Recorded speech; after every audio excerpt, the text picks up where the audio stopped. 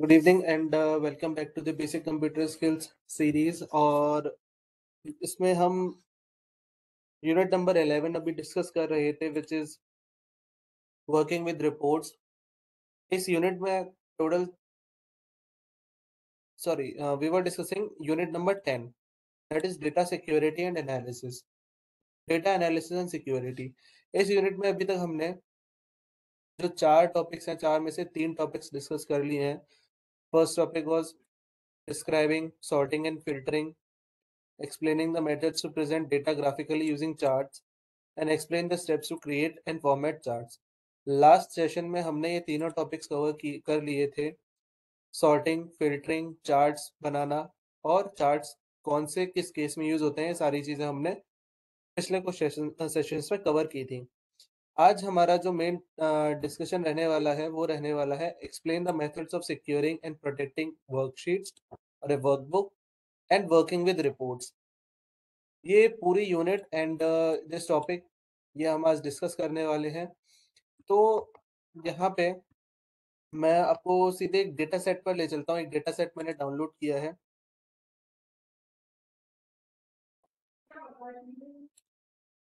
एक data set मैं यहाँ पे ओपन कर लेता हूँ।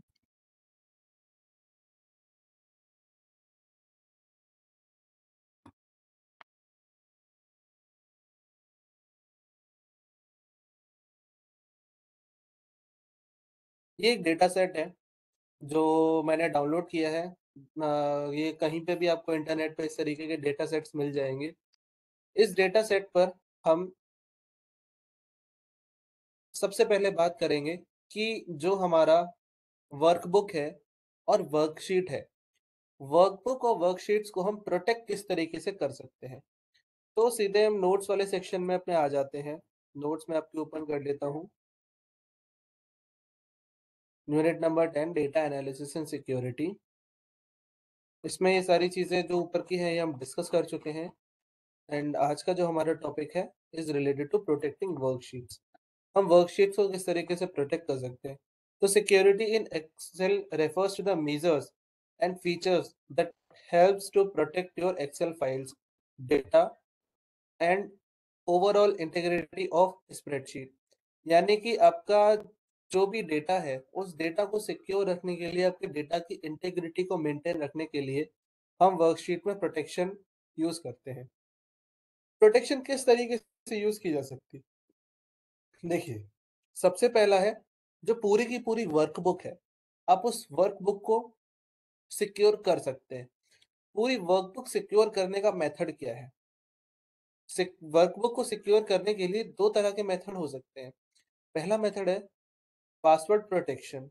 पासवर्ड प्रोटेक्शन क्या है, जब आप अपनी वर्कबुक को सेव कर रहे हैं, वर्कबुक को सेव करते टाइम पे एक पासवर्ड आप लगा सकते हैं उस पर, उस तरीके से वो सेव हो जाएगी। और दूसरा मेथड होता है रीड ओनली मोड।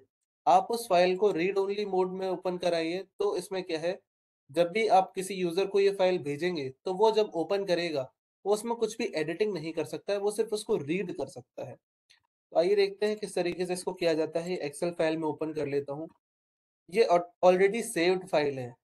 इसको मैं दोबारा सेव करना चाहूँ तो मैं सेव एज ऑप्शन पे क्लिक करूंगा और मैं अपने पीसी में जा करके डेस्कटॉप पर इसे सेव करता हूँ और इसका थोड़ा सा नेम चेंज कर देता हूँ। इसके आगे मैं लगा देता हूँ न्यू।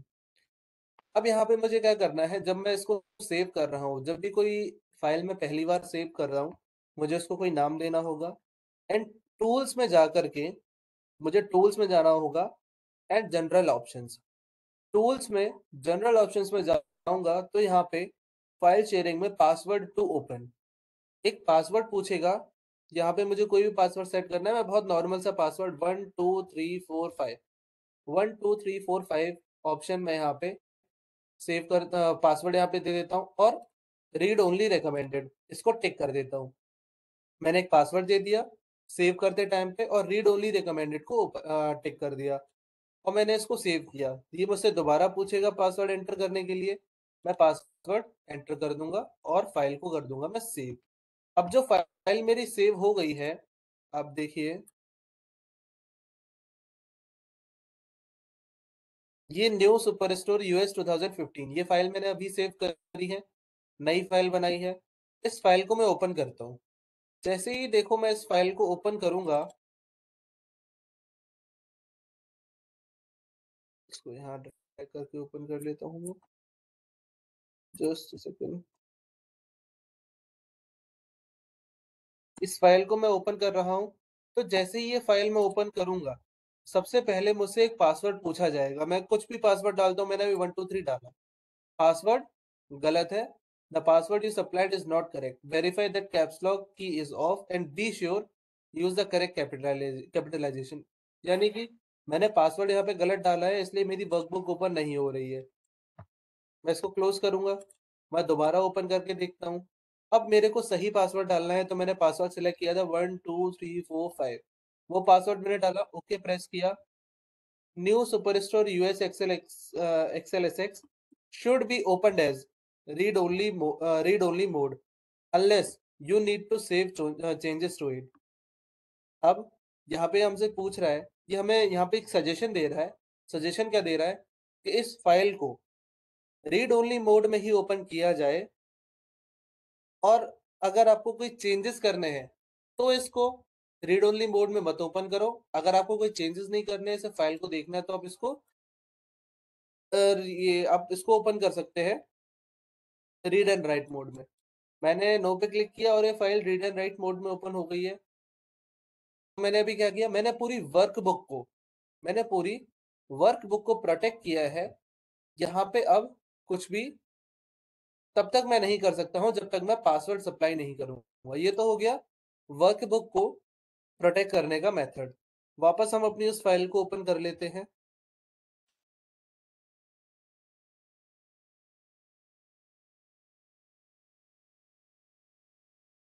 इस फाइल को मैं ओपन कर लेता हूँ। ये फाइल अभी प्रोटेक्टेड है,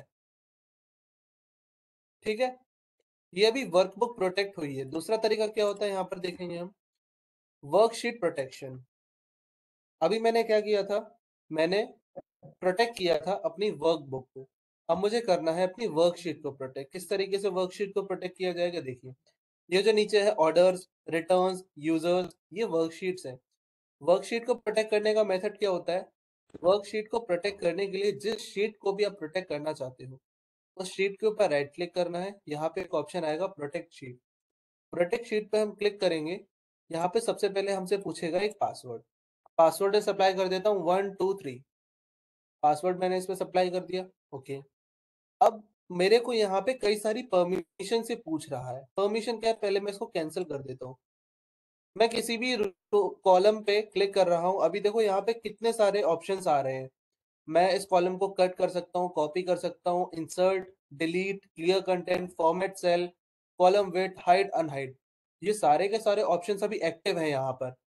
मैं सारे के सारे में ऑप्शंस में से कुछ भी सिलेक्ट करके वो ऑपरेशन परफॉर्म कर सकता हूँ। लेकिन अगर मैंने इस शीट को प्रोटेक्ट कर दिया, मैंने इसमें पासवर्ड सप्लाई कर दिया 123, मैंने ओके किया, फिर मुझसे पासवर्ड पूछेगा, मैंने फिर पासवर्ड इसमें दे दिया, और मैंने इस शीट को कर दिया प्रोटेक्ट। शीट को प्रोटेक्ट करने के बाद में अब देखो यहाँ पर कट, कॉपी, इन दोनों ऑप्शन के अलावा insert, delete, clear content, format cell, column width, hide, unhide, सारे के सारे ऑप्शंस यहाँ पे इनएक्टिव हो गए हैं। ऊपर देखो, ऊपर यहाँ पे ये जो पूरा का पूरा रिबन है, पूरा का पूरा रिबन यहाँ पे इनएक्टिव हो चुका है।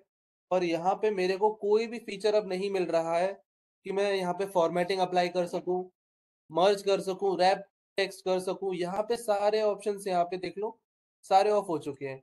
इंसर्ट में मैं जाऊंगा, इंसर्ट में भी मुझे कोई भी ऑप्शन अवेलेबल नहीं मिलेगा। पेज लेआउट में लिमिटेड ऑप्शंस है, फॉर्मूलाज इंसर्ट किए जा सकते हैं, डेटा में लिमिटेड ऑप्शंस है। तो यहाँ पे क्या है, मैंने शीट को प्रोटेक्ट कर दिया है। अब मेरे डेटा को मैनिपुलेट करने के लिए यहाँ पे बहुत ही कम ऑप्शंस अवेलेबल हैं। यहाँ पे मैं जो मर्जी चाहे वो नहीं कर सकता हूँ। देखो यहाँ सारे के सारे ऑप्शन, तो ये प्रोटेक्ट शीट होने के बाद में हमारे डेटा को सिक्योर रख रहा है। मैं यहाँ पे देखो इस शीट को अगर डिलीट करने की भी कोशिश करूंगा तो ऑप्शन ही अवेलेबल नहीं है। कट करने की अगर मैंने उसको कोशिश की तो यहाँ पे एक एरर आ गया। एरर क्या आया, द सेल और chart you are trying to change is on a protected sheet. To make a change, unprotect the sheet, you might be requested to enter a password. मतलब ये क्या बोल रहा है कि आप इस सेल में या चार्ट में जो भी चेंज करने की कोशिश कर रहे हैं वो नहीं हो सकता क्योंकि ये शीट प्रोटेक्टेड है। अगर आपको कोई चेंज करना है तो इस शीट को अनप्रोटेक्ट करो, उसके बाद में जाकर के जो भी आप चेंजेस करना चाहते हो वो होंगी। अनप्रोटेक्ट कैसे किया जाएगा? प्रोटेक्ट किया है वैसे ही राइट क्लिक करना है, अनप्रोटेक्ट करना है, 1 2 3 पासवर्ड सप्लाई करेंगे। जैसे ही मैंने पासवर्ड सप्लाई किया, इस शीट पर जो भी प्रोटेक्शन लगी हुई थी वो प्रोटेक्शन हट गई है और अब यहाँ पे देखो सारे के सारे ऑप्शंस अवेलेबल हो गए हैं। एक ही चीज हो गई। दूसरा क्या होता है, इसमें मैं राइट क्लिक करूंगा, प्रोटेक्ट शीट पे क्लिक करता हूँ, पासवर्ड तो मैंने दे दिया दोबारा। यहाँ पे मेन चीज क्या है देखने के लिए, यहाँ नीचे आप देख रहे होगे कई सारे टिक बॉक्सेस आ रहे हैं। ये मुझे परमिशन सेट करने के लिए दिए जाते हैं। मैं क्या परमिशन देना चाहता हूँ, मान लो मेरा यूजर जो है वो कॉलम्स इंसर्ट कर सके, रोज को इंसर्ट कर सके, उनका फॉर्मेट चेंज कर सके, सॉर्ट कर सके, फिल्टर यूज कर सके। इतनी परमिशंस मैं यूजर को दे रहा हूँ। मैंने ओके किया।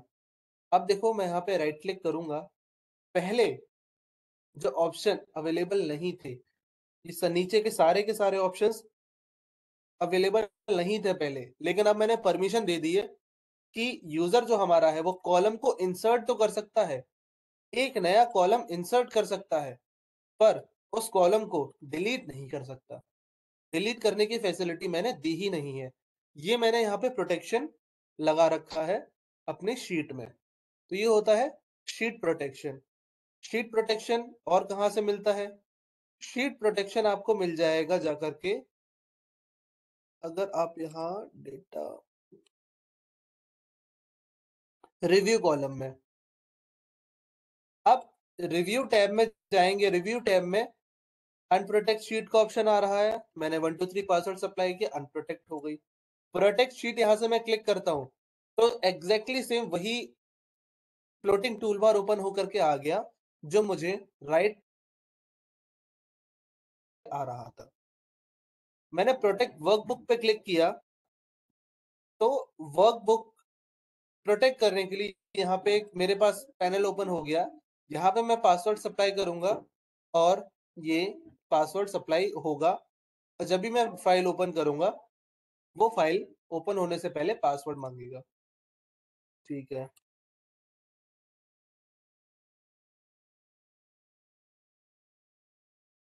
Next is file encryption.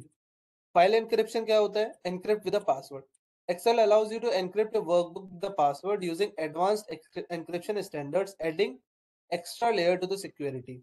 यहाँ पे क्या होता है, आपकी फाइल को सिर्फ पासवर्ड के साथ प्रोटेक्ट नहीं किया जाता है, पासवर्ड लगाने के साथ साथ आपकी फाइल को एनक्रिप्ट भी कर दिया जाता है। एनक्रिप्ट का मतलब होता है, एनक्रिप्शन का मतलब होता है आपके डेटा को किसी ऐसे फॉर्मेट में बदल देना कि आप अगर उसको पढ़ो तो वो आपको समझ ही ना आए कि वो क्या लिखा हुआ है। देखिए किस तरीके से होता है। इसके लिए मुझे जाना होगा फाइल पर, मैं फाइल पर क्लिक करूंगा। देखो यहाँ पे जो कई सारे मेन्यूज है उनमें से एक फाइल है।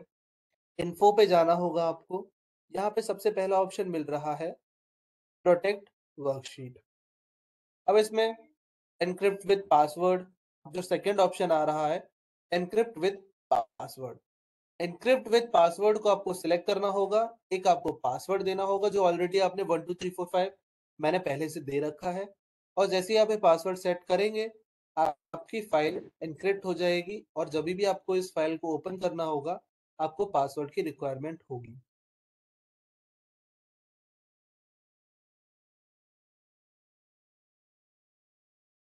एंड उसके अलावा डिजिटल सिग्नेचर।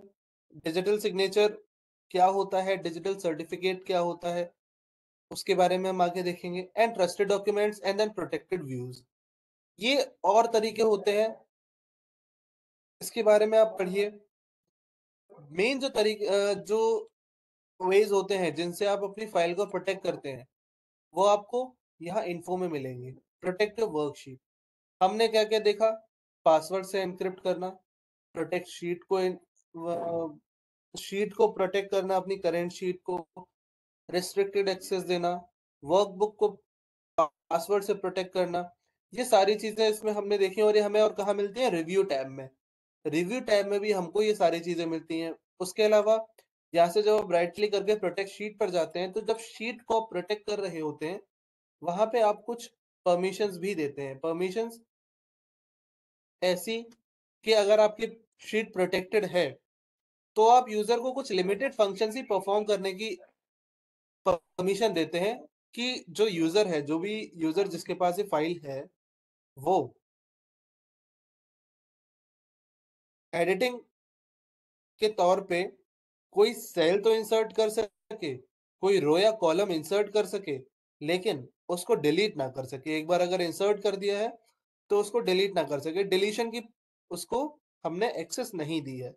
तो ये चीजें होती हैं शीट को प्रोटेक्ट करने में। So this was about protecting your sheet. ये आपका करंट यूनिट का लास्ट टॉपिक था। एंड आज से जो हमें इम्पोर्टेंट टॉपिक डिस्कस करना है आज की क्लास का, that is working with reports. कि हम रिपोर्ट्स को किस तरीके से तैयार करेंगे। रिपोर्ट्स तैयार करने के लिए सबसे अच्छा और सबसे इम्पोर्टेंट तरीका होता है पाइवट टेबल को बनाना। आपके पास बहुत बड़ा डेटा होगा, एक डेटा सेट होगा। उस डेटा सेट को आपको रिपोर्ट्स के फॉर्मेट में कन्वर्ट करना है। उसके लिए हम एक डेटा सेट ले लेते हैं। मैं इस फाइल को क्लोज करके मैं दूसरी फाइल ओपन करूंगा।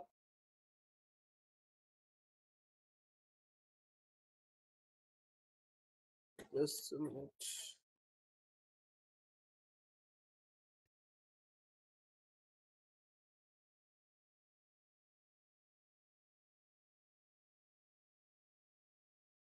ओके, ये मैंने एक डेटा सेट डाउनलोड करके रखा है। इसको थोड़ा सा समझ लेते हैं ये क्या है, तब हम इसे पाइवट टेबल बनाएंगे। ये एक सुपर स्टोर का डेटा है। सुपर स्टोर जो अपने कस्टमर्स को अलग अलग कैटेगरीज के डेटा बेचता है। क्या क्या है इसमें? कॉलम्स हम देख लेते हैं। रो आईडी है, ऑर्डर की प्रायोरिटी है कि जो भी ऑर्डर उस स्टोर के पास आया है, उसकी प्रायोरिटी कैसी है। उसे अभी भेजना है, तुरंत के तुरंत जैसे ही ऑर्डर आया वैसे ही सप्लाई भेजनी है, थोड़ा रुक के भेजनी है, या आराम से भेज सकते हैं, कोई दिक्कत नहीं। उस प्रोडक्ट पे कितना डिस्काउंट ऑफर हुआ है, प्रोडक्ट का प्राइस क्या है, प्रोडक्ट का शिपिंग कॉस्ट क्या है, customer ID, customer name, shipping mode, यानी कि उसको किस जरिए से भेजा गया है। उसे एयर ट्रांसपोर्ट का यूज करके भेजा गया है, ट्रक डिलीवरी का यूज करके भेजा गया है, या नॉर्मली लोकल ट्रांसपोर्ट का यूज करके भेजा गया है। कस्टमर का सेगमेंट है कि ये किस तरह के कस्टमर्स के लिए है। प्रोडक्ट की कैटेगरी है, प्रोडक्ट की सब कैटेगरी है, प्रोडक्ट का कंटेनर है, किस तरह के बॉक्स में उसको पैक करके भेजा गया है, प्रोडक्ट का नाम है, बेस मार्जिन है, कंट्री है जिसमें डिलीवरी की गई है, कौन से रीजन में डिलीवरी की गई है, कौन से स्टेट में, कौन से सिटी में, उस सिटी का पोस्टल कोड क्या है, ऑर्डर डेट है, शिपिंग डेट है, प्रॉफिट उस पे हमें कितना हुआ है, quantity ordered new, sales, order ID वगैरह वगैरह, ये सारी चीजें इसमें फील्ड हैं। कुछ इस तरह का डेटा है हमारे पास। और यहाँ पे अगर मैं नीचे इसको स्लाइड करके दिखाऊं, तो ऑलमोस्ट ऑलमोस्ट ये जो रिकॉर्ड है आपका 1953, ऑलमोस्ट 2000 रिकॉर्ड्स हैं आपके पास। अब आप अगर सिर्फ इस रिकॉर्ड को, इस डेटा को देखेंगे, जो रॉ फॉर्मेट में डेटा है, इससे आप क्या समझ सकते हैं? इससे कुछ भी नहीं समझ आएगा। इस डेटा को मीनिंगफुल बनाने के लिए हमें इस डेटा से बनानी पड़ेगी रिपोर्ट। रिपोर्ट हम कैसे बनाएंगे? देखो, रिपोर्ट बनाने का सबसे अच्छा तरीका होता है पाइवट टेबल का यूज करना। पाइवट टेबल कैसे यूज की जाएगी?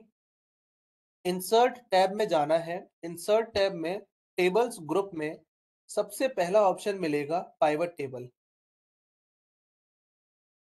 उसमें एक ऑप्शन आ रहा है फ्रॉम टेबल और रेंज। मैंने इसको सिलेक्ट किया। मेरी पूरी की पूरी टेबल जो यहाँ पे बनी हुई है, वो ऑटोमेटिकली सिलेक्ट हो गई। पहली ये चीज मुझसे पूछता है टेबल रेंज, तो टेबल रेंज में पूरी की पूरी टेबल सिलेक्ट हो गई। ठीक है। फिर ये मुझसे पूछेगा पाइवट टेबल को कहाँ बनाना है। दो ऑप्शन है, या तो एक नई वर्कशीट बनाओ उस वर्कबुक में, या जो वर्कबुक जिसमें डेटा है, जिसमें रेंज है, उसी में बना दो। तो मैं एक नई वर्कशीट क्रिएट कर लेता हूँ। मैं ओके पे क्लिक किया, तो देखो यहाँ पे शीट 1 एक नई शीट बन गई और यहाँ पे मुझसे कुछ चीजें पूछी जा रही हैं। इन चीजों के बारे में हम समझ लेते हैं एक एक करके। ये क्या है? हम आते हैं यूनिट 11 के नोट्स पर। Unit 11 is working with reports. ये आपकी यूनिट 11 है, वर्किंग विद रिपोर्ट्स। इसमें आपका सबसे पहला टॉपिक है pivot table. Now pivot table क्या होता है? A pivot table in Excel is a powerful data analysis and summarization tool that allows you to organize and analyze large set of data in a structured way. क्या है ये?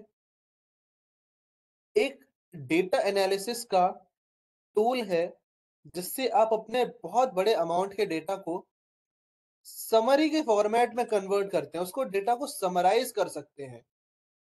इससे क्या होगा? ये आपके डेटा को, जो रॉ डेटा है आपके पास, आप एग्जैक्टली मीनिंगफुल इंसाइट्स और ट्रेंड्स अपने डेटा में से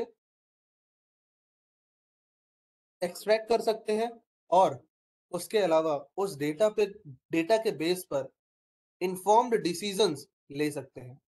सबसे पहले पाइवट टेबल समझते हैं। पाइवट टेबल क्या होता है? पाइवट टेबल में सबसे पहले दो चीजें होती हैं।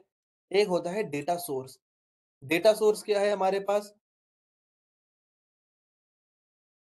ये जो पूरा का पूरा डेटा है, जहां से जिससे हम पाइवट टेबल बना रहे हैं, ये होता है हमारा डेटा सोर्स।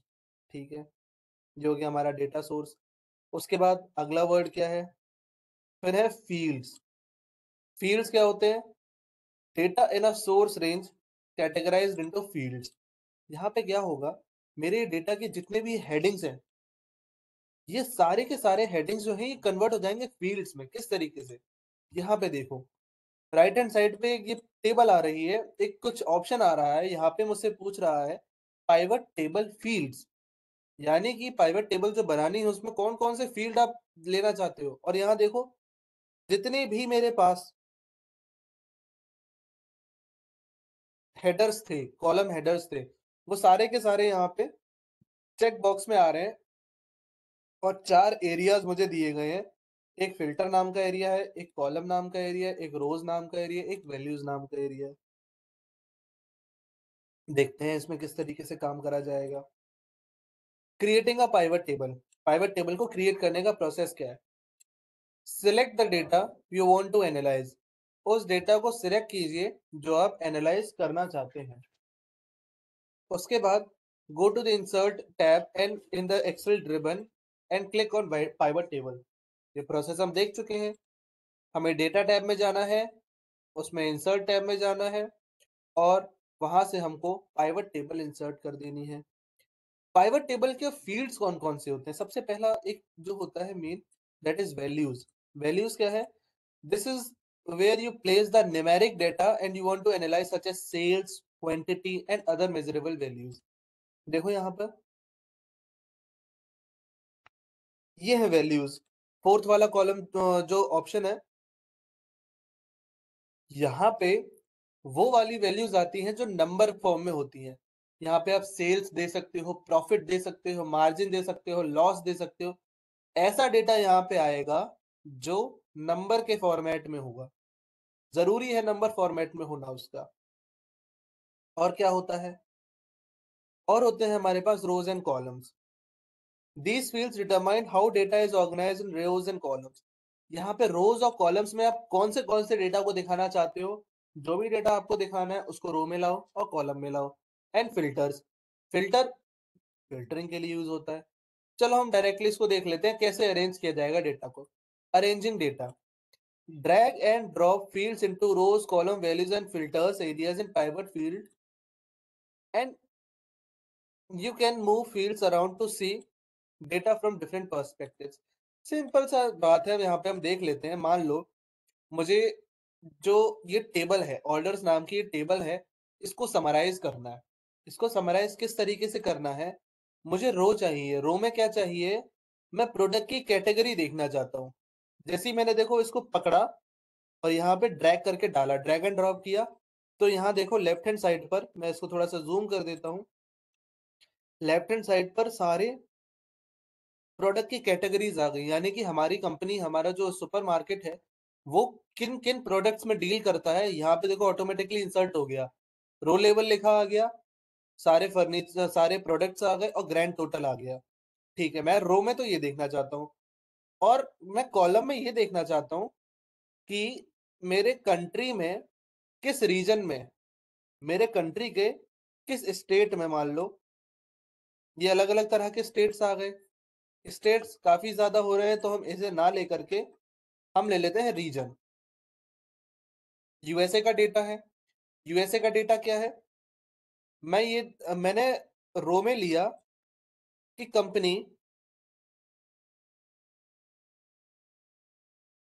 कंपनी किस-किस प्रोडक्ट में डील करती है, ये मैंने रो में ले लिया।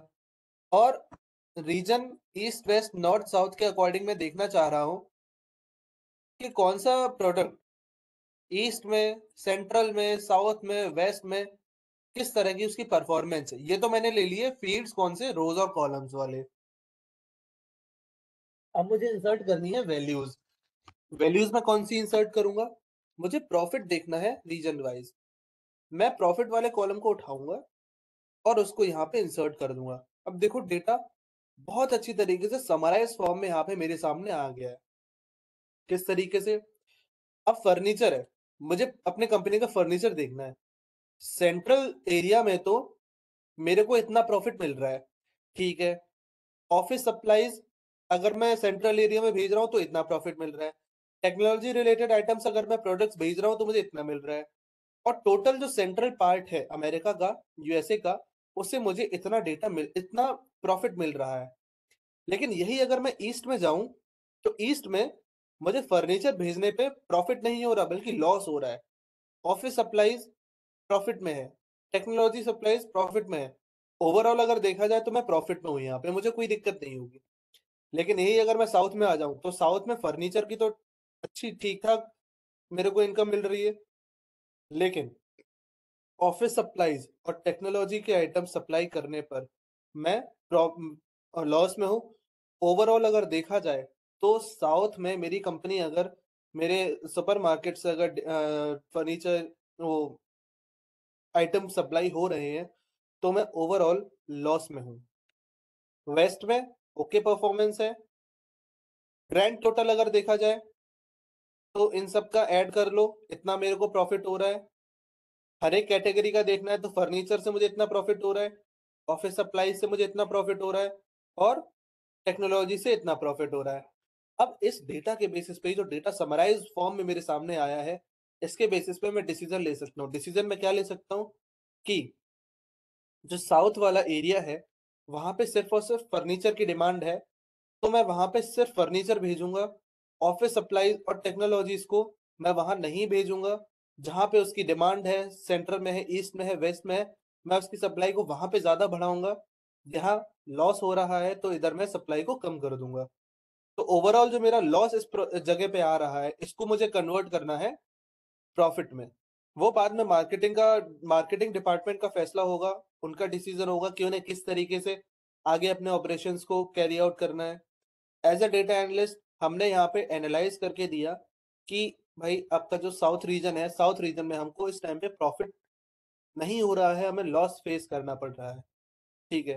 तो हमने पाइवट टेबल को इंसर्ट किया, पाइवट टेबल को इंसर्ट करने से हमें एक बारी में ही इतने सारे इन्फॉर्मेशंस और इनसाइट मिल गए। अब मुझे इसको ना थोड़ा-सा और डिटेल्ड वे में देखना है। डिटेल्ड वे में क्या देखना है? मुझे फर्नीचर की भी सब कैटेगरीज़ जो हैं, उनको देखना है। तो कैसे देखूँगा? देखो, यहाँ पे प्रोडक्ट कैटेगरी है और दूसरा है प्रोडक्ट की सब कैटेगरी। मैं सब कैटेगरी को ड्रैग करूँगा और रोज़ वाले पोर्शन में इसको प्रोडक्ट कैटेगरी के नीचे इंसर्ट कर दूँगा। अब देखो जैसे ही मैंने उसको इंसर्ट किया, यहाँ पे मेरा सारा डेटा इंसर्ट हो गया। अब यहाँ पे इंसर्ट हो गया, तो देखो किस तरीके से, ये फर्नीचर है, फर्नीचर के अंदर 4 कैटेगरी सब कैटेगरीज़ हैं। बुक केसेस है, चेयर्स है, ऑफिस फर्निशिंग है, टेबल्स है, हर एक का अलग-अलग एस्टीमेट यहाँ पर आ गया है। अब मैं और ज़्यादा डिटेल्ड तरीके से यहाँ पे देख सकता हूँ। ये ऑफिस सप्लाइज़ है, ऑफिस सप्लाइज़ में क्या-क्या मैं सप्लाई कर रहा हूँ, उससे मुझे कितना प्रॉफिट मिल रहा है, कौन-सी सप्लाई से सबसे ज़्यादा प्रॉफिट है, कौन-सी सप्लाई से सबसे ज़्यादा लॉस हो रहा है। इसके बेसिस पे देखिए जैसे ऑफिस सप्लाइज़ में साउथ वाले रीजन में मुझे रबर बैंड्स पर रबर बैंड्स पर सबसे ज़्यादा लॉस हो रहा है, तो मैं यहाँ पे रबर बैंड्स की सप्लाई को बंद करूँगा। यहाँ पे ग्रैंड टोटल अगर देखा जाए तो ग्रैंड टोटल में मुझे काफ़ी ज़्यादा लॉस देखने को मिल रहा है रबर बैंड्स वाले सेक्शन से। तो रबर बैंड्स का आगे कंटिन्यू रखना है या नहीं रखना है, इसका डिसीज़न बाद में कंपनी ले सकती है। टेक्नोलॉजी में computer peripherals, copiers and fax, office machines, telephones and communication. तो हर एक सब कैटेगरी का यहाँ पे मेरे को डिटेल्ड एनालिसिस देखने को मिल गया। तो इस तरीके से पाइवट टेबल्स को बनाया जाता है। आगे थ्योरी पार्ट हम देख लेते हैं। Summarising data.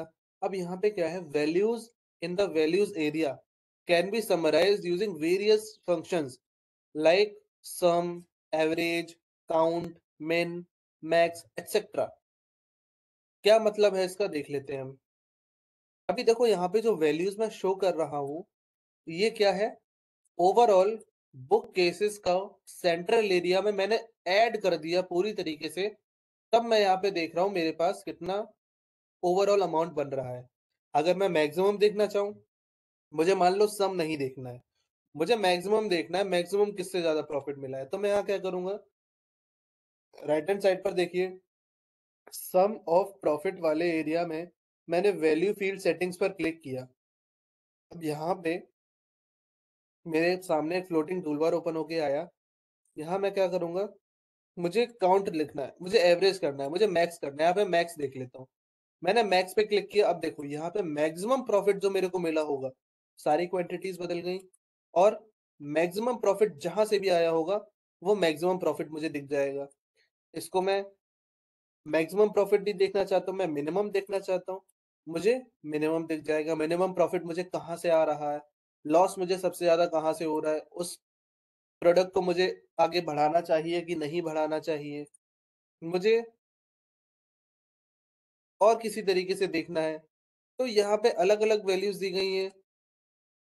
वो वैल्यू आप आराम से सिलेक्ट कर सकते हैं अपने रिक्वायरमेंट के हिसाब से कि आपको सम चाहिए, काउंट चाहिए, एवरेज चाहिए, मैक्स चाहिए, मिनिमम चाहिए, प्रोडक्ट चाहिए। जैसा आप देखना चाहें वैसा आप कर सकते हैं। नंबर फॉर्मेट यहाँ पे आप सेट कर सकते हैं, नो प्रॉब्लम। अभी हम वापस इसको सम पे कर देते हैं, ओके कर देते हैं।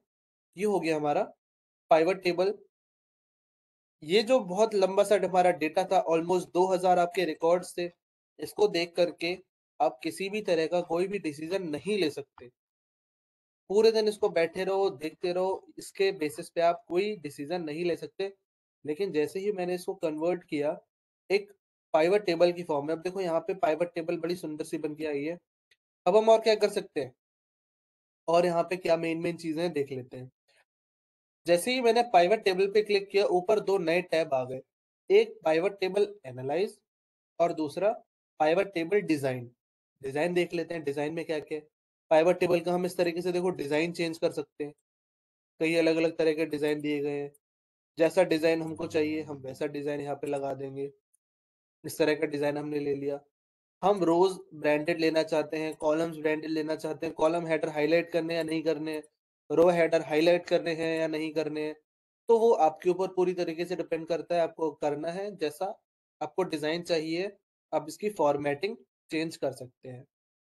एनालाइज वाले ऑप्शन में एक इंपॉर्टेंट चीज आपको देखनी है, वो ये है इंसर्ट स्लाइसर्स। देखो स्लाइसर क्या होते हैं, मान लो मैं यहाँ पे कोई एक चीज इंसर्ट करता हूँ, जैसे कि मैंने इंसर्ट कर दिया यहाँ पे, आपको एग्जाम्पल के लिए मैं ले लेता हूँ शिपिंग मोड। शिपिंग मोड नाम का मैंने एक स्लाइसर यहाँ पे इंसर्ट कर दिया है। स्लाइसर को मैं थोड़ा सा राइट हैंड साइड पर ले लेता हूँ।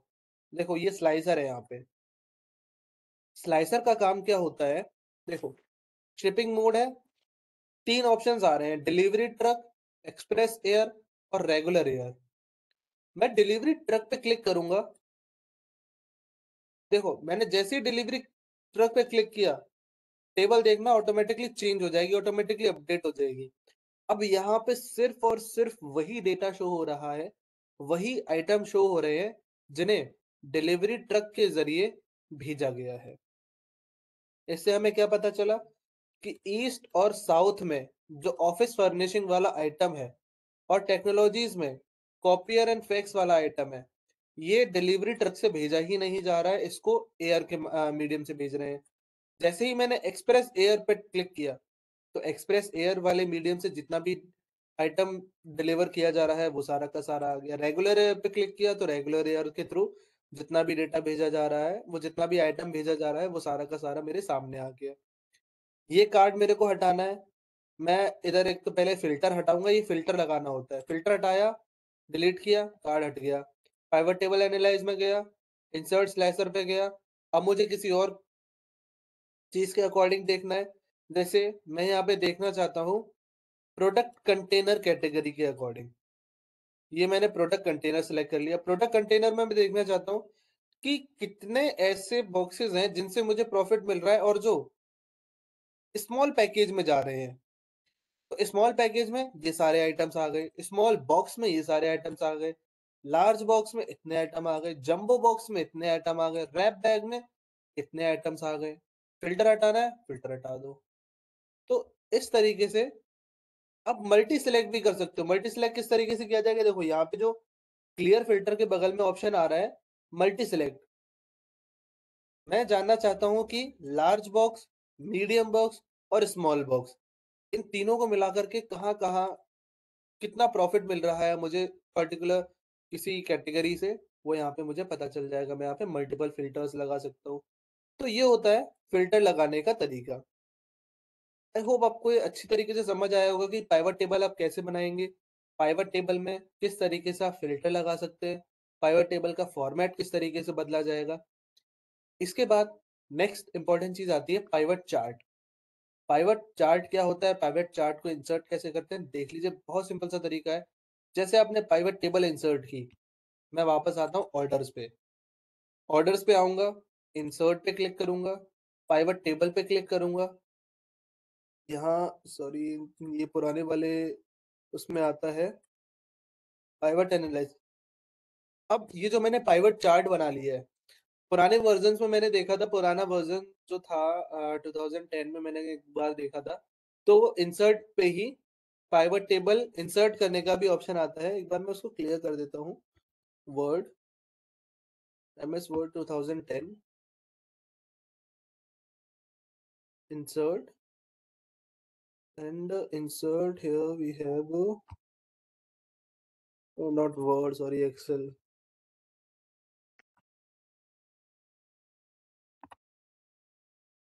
Insert pivot table, yes. तो जो पुराने वर्जन थे उसमें हम अलग से पाइवट चार्ट इंसर्ट करते थे, मुझे वो ध्यान था। तो कोई बात नहीं, पाइवट टेबल पाइवट चार्ट दोनों हम अलग से इंसर्ट कर सकते थे। यहाँ पे हमें क्या फैसिलिटी मिल गई कि जो हमने पाइवट चार्ट पाइवट टेबल बनाया है, उस ही पाइवट टेबल को हम डायरेक्टली कन्वर्ट कर सकते हैं पाइवट चार्ट में।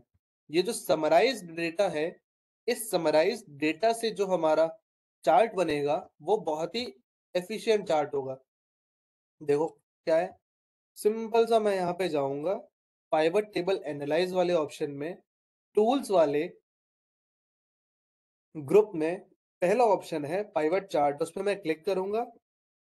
जैसा चार्ट मुझे चाहिए, मुझे लाइन चार्ट चाहिए, पाई चार्ट चाहिए, बार चार्ट चाहिए, एरिया चार्ट चाहिए, एक्स वाई स्कैटर चार्ट चाहिए। मान लो मैं ले लेता हूँ बार चार्ट और मैंने इसको कर दिया ओके। अब देखो क्या हुआ, जैसे ही मैंने ओके पे क्लिक किया, ऑटोमेटिकली मेरा चार्ट यहाँ पे आ गया है। प्रोडक्ट कैटेगरी और प्रोडक्ट सब कैटेगरी एक्स एक्सेस पे आ गए हैं और वाई एक्सेस पे आ गया है हमारा प्रॉफिट। मैं यहाँ पे फ़िल्टर लगाना चाहूँ, मैं प्रोडक्ट कैटेगरी में मैं सिर्फ़ और सिर्फ़ फर्नीचर देखना चाहता हूँ, मैं सारे डिसेलेक्ट कर दूँगा, फर्नीचर को सिलेक्ट करूँगा। सिर्फ़ और सिर्फ़ यहाँ पे फर्नीचर का मेरे को पूरा का पूरा डेटा दिखाई दे जाएगा। फर्नीचर में भी मैं सिर्फ़ और सिर्फ़ कंप्यूटर पेरिफेरल्स के बारे में, चेयर्स एंड चेयर मैट्स के बारे में देखना चाहता हूँ, मैं ये सिलेक्ट करूंगा और मुझे सिर्फ और सिर्फ चेयर्स और चेयर मैट्स से रिलेटेड डेटा यहाँ पर उनका प्रॉफिट दिखाई दे रहा है। एक्स एक्सिस पे कैटेगरीज आ गई और वाई एक्सिस पे आ गया हमारा वो प्रॉफिट, कितना प्रॉफिट हो रहा है। तो इस तरीके से आप पाइवट टेबल से पाइवट चार्ट बना सकते हैं। पाइवट चार्ट का इंपॉर्टेंस क्या है? डेटा जो भी हम नंबर्स के फॉर्मेट में देख रहे हैं, वही सेम डेटा हमें दिखाई देने लगता है यहाँ पर विजुअल फॉर्मेट में, और विजुअल फॉर्मेट में डेटा ज्यादा अच्छी तरीके से समझ आता है, जिसके बेसिस पर आप इन्फॉर्म डिसीजन ले सकते हैं। नोट्स में हम देख लेते हैं, अरेंज डेटा को करना, डेटा समराइज करना, डेटा ग्रुप करना, सॉर्टिंग करना, फिल्टरिंग करना, कैलकुलेटेड फील्ड, से सारी चीजें हमने पाइवट टेबल में देख ली है। फॉर्मेट करना, स्लाइसर्स लगाना। Next comes pivot chart. What a pivot chart? A pivot chart in Excel is graphical representation of data created using pivot table. Pivot table से आपने जो भी डेटा समराइज किया है उसका चार्ट बनाना, उसका ग्राफिकल रिप्रेजेंटेशन करना, पाइवट चार्ट कहा जाता है। कैसे होता है भाई? पाइवट टेबल क्रिएट करने के लिए आपको पहले पाइवट चार्ट बनाना पड़ेगा, ठीक है। आप पाइवट चार्ट बनाना चाह रहे हो, पाइवट चार्ट बनाने के लिए सबसे पहले आपको एक पाइवट टेबल बनानी पड़ेगी। पाइवट टेबल बना ली, डेटा सिलेक्ट किया चार्ट में जो शो करना है, पाइवट चार्ट इंसर्ट किया, चार्ट का टाइप सिलेक्ट किया, चार्ट की लोकेशन दी, चार्ट को कॉन्फ़िगर किया, और ये सारी चीजें हमने करके देख ली। फिर से एक बार मैं आपको बता देता हूँ, पाइवट चार्ट इंसर्ट करने का तरीका क्या है। यहाँ पे जो फिल्टर अभी लगा हुआ है उस फिल्टर को हम हटा देते हैं।